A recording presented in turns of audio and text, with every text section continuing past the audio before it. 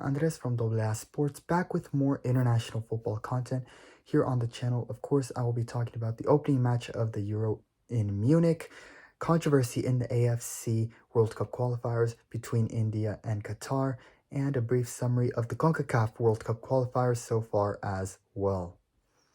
Starting with the big talk within sports right now, that is the opening match of the Euro 2024 Championship. Germany played Scotland in front of a full house in Munich. Germany, what a phenomenal performance today. They dominated ball possession as they crushed Scotland and cruised to a 5-1 win. Germany had 73% of ball possession in the game and an amazing pass accuracy rating of 94%. With all that ball possession the Germans put up and a total of with all that ball possession, the Germans put up a total of 20 shots, with 10 of them on target and 5 goals for Germany in this game, including a penalty goal scored by Kai Havertz. And that penalty, when VAR viewed it and awarded the penalty, and Ryan Porteous was sent off with a red card for what was deemed a dangerous tackle in the box, I feel that really summed up how the game went for Scotland, as if it couldn't get any worse. And they did end up getting a garbage time goal in the 87th minute. It gave the passionate Scotland fans some hope, as there is possibility of advancing as a third place team. And with that, every goal matters in terms of goal difference going forward at the end, and especially at the end of the group phase. But then, shortly after, Emre Can scored Germany's 5th, and it felt like Scotland took a step forward only to then take 2 steps back. While it was an incredible performance from Germany, it was a shockingly poor performance from Scotland, who did very well in qualifying for this tournament amid having Spain and Erling Haaland's Norway in their group. I mean, it was a tough atmosphere to play in. Maybe it was a bit of stage fright because we have seen this Scottish team do better. We have especially seen the goalkeeper for Scotland do better. Angus Gunn had an awful game today. On the first goal in the 11th minute, he had butterfingers, really, where he got his hand on the ball, but it slipped away and bounced in. And then on the 5th goal, he just had no good reaction time at all, and that one went in as well. Gunn probably wishes he could run both of those back again, knowing he has the ability to save those. Really just a tough break and poor performance from the Scottish goalkeeper today. Meanwhile, Germany, who cruised to win in this game, they were clearly the better team. Phenomenal plays and passing, and what a strong offense they have right now. It was really pretty much over after the second goal, as Scotland really had no response to the offensive firepower that Germany had. The perfect start to their Euro 2024 tournament, where Germany is the host nation, and for Toni Kroos, a perfect start to what will be his final tournament for Germany and the final games of his career, as he will retire after the Euros this summer. He had a clean game to start his final Euro competition. Germany definitely sent a strong message today. This was, I believe, one of their biggest wins, if not the biggest win ever in the Euro tournament in their history. So all positive for Germany, who in these big games and tournaments have lately sort of lost their identity, their mojo, to best describe it. They were eliminated in the group stage in back-to-back World Cups in 2018 and 2022. Then they were also eliminated in the round of 16 to England in the 2020 Euro at Wembley Stadium. They even struggled during the international friendly breaks and barely tied last year versus a struggling Mexican national team and lost to Japan as well.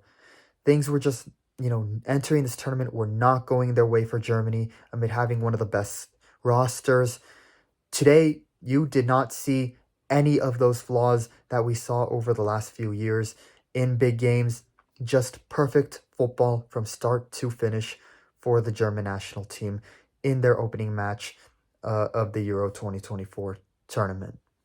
With this win, Germany really doesn't need to do much more, I think, to advance to the knockout stage, given their this is given their goal differential being a net positive 4 goals. I think if they even just tie their next 2 games, they will probably win their group.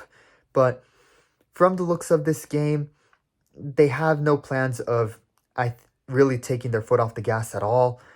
It will be very interesting to see how they ball out in their other 2 group games, and look for Germany to, in my opinion, be a big contender now that they have that mojo back and they have a strong offense with confidence.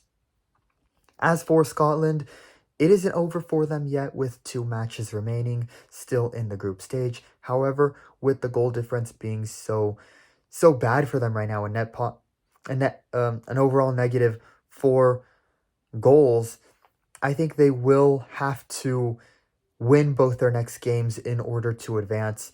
I don't think a win and a draw will be enough for them to advance via the 3rd place with that goal differential. So I think they will have to finish top 2 in the group. So we'll see how it goes for both of these teams. Uphill battle for Scotland now, and Germany, well, way to send a message. The next games for the Euro tournament will be tomorrow, starting at 6 a.m. Pacific time. All times I'm listing will be Pacific time. The first game, 6 a.m., Hungary versus Switzerland. The second game at 9 a.m., Spain versus Croatia. And the last game that wraps off the day at noon Pacific time, Italy versus Albania. Should be interesting. Let me know what you guys think. I have a poll in the community section below. I do have Switzerland winning the first game versus Hungary. I think they are the better team with a stronger roster. I have Spain winning against Croatia. I do like their roster with, again, a lot of talent. They are no joke. Well, I do think Croatia is another strong team. I just think their golden generation is just not as strong as Spain's potential golden generation right now. And then for the last game, I think it is a no-brainer. I do think Italy is just a way better team. Albania has not been in this tournament for a while. I think they will look out of their element in this, especially when they're playing against a much better team. I think Italy win this convincingly. So that is all for my picks for tomorrow's games. Should be interesting. Now moving on to the elephant in the room that is the major controversy in the AFC, the Asian World Cup qualifiers. India, for any fans of the Indian national team who are watching this, I mean, I'm sorry. I feel so sorry for you guys. Because, let's be real, you guys got robbed. So for those who don't know, India in their final second phase match of World Cup qualifiers were going up against the Qatar national team, who needed to, India needed to win to advance on, I believe, and they unfortunately didn't because of what happened in the final 10 minutes of the game. So what happened was Ahmed Al-Rawi tried to had an attack, took a shot. Indian goalkeeper Sin Salu saved it, but it slipped out of his hand. Out of bounds, and we saw that The players saw it, and there was like a moment where all the players kind of froze, and you saw one of the Qatari players, their winger, raise their hand up calling for a corner kick because everybody saw the ball go out. However, the referee never blew the whistle, so the play went on. I guess he didn't see it. Al-Rawi pulled the ball back in bounds, took the shot, let me correct myself, passed it to the guy who was calling for the corner kick. He put it in the back of the net. It was a goal. Really was like, it was on camera too. Qatar got away with robbery there, and they really didn't need it because, again, they were already in the next round of qualifiers anyways. So it was a major refereeing error. Or was it? I mean, here's the thing. VAR was not in play for the World Cup qualifiers for the AFC. Why is beyond all of us. And I think this game definitely showed VAR needs to be at every club and international match going forward. Because what happens in this match can't ever happen again. There's also the theories of, did Qatar try to rig this game? It was in Qatar, in Doha, and obviously their history, they did, rig the 2022 hosting bid, with the money. There was a major corruption scandal over that. Then, of course, you had, penalties given left and right during the AFC, during the Asian Cup. So, were they robbed? What did Qatar try to rig it just because it's a home game? We don't know, but one thing is for sure, VAR needs to be implemented immediately following this, and anything short of that is failure on the AFC and FIFA. So finally, moving on, let's look it up here, Concacaf qualifiers. And so far, they are only in the second stage of it. So there's, I believe, 4 A, B, C, D, F. There are 6 groups of 5 teams in this second stage. So a lot of teams, but many of them are Central American and the island nations, plus the 3 countries that are in South America that are tied to CONCACAF. They're all in this qualifying round. They just had their first couple of games of this phase. So in Group A, Honduras currently leads with 6 points, and then Cayman Islands is second with 3 points. Group B, Costa Rica has 6 points. They got 2 wins, but however, they're not leading the group very convincingly right now, as Trinidad also got a win and a draw, so they have 4 points. And St. Kitts and Nevis is also in contention with 3 points. They did get a win. While despite having a loss, they did get a win, so that is big for them. So it's a 3-way battle right now for Group B, and who will be at the top. Group C, Curaçao got 2 wins, but so did Haiti, so they are tied on points at 6. Curaçao currently leads the group via goal differential, having a net positive of 5 compared to Haiti's net positive of 3. Group D, Nicaragua, surprisingly, actually is leading the group on goal differential with a net positive of 7 goals. They are leading with Panama on their heels in second in the group with also 6 points, 2 wins. Coming out with 2 wins. They have a net positive 4 goal differential. Guyana is also on the outside looking in. They have 3 points after a win and a loss, but they are still not out of it. Group E, Guatemala currently leads with 6 points as well. They got 2 wins and a net positive goal differential of 9 goals. What really a phenomenal 2 games for Guatemala. Then Jamaica, they are second in the group, also with 6 points. So really close between Guatemala and Jamaica, but the goal differential gap is very, very big as I'm looking at it right now. Jamaica only has a net positive goal differential of 2 goals. Then in third, the Dominican Republic with 3 points. They had a win and a loss.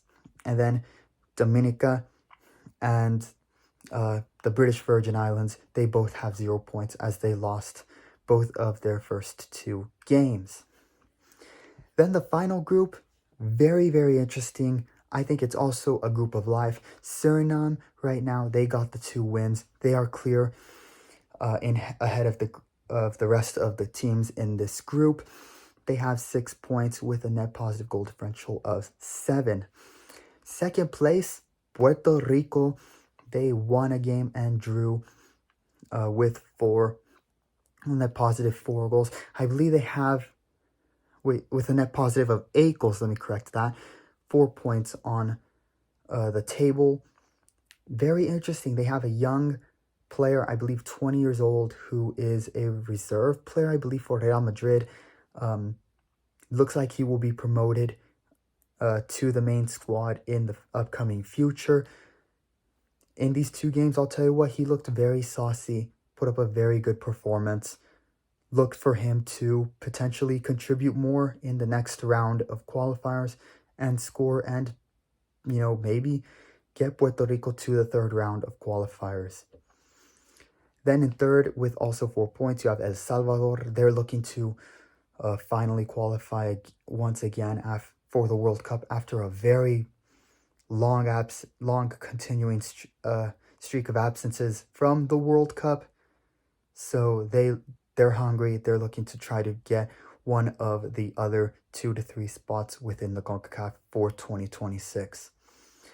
Then in the final 2, you have St. Vincent and Anguilla. So will be interesting to see.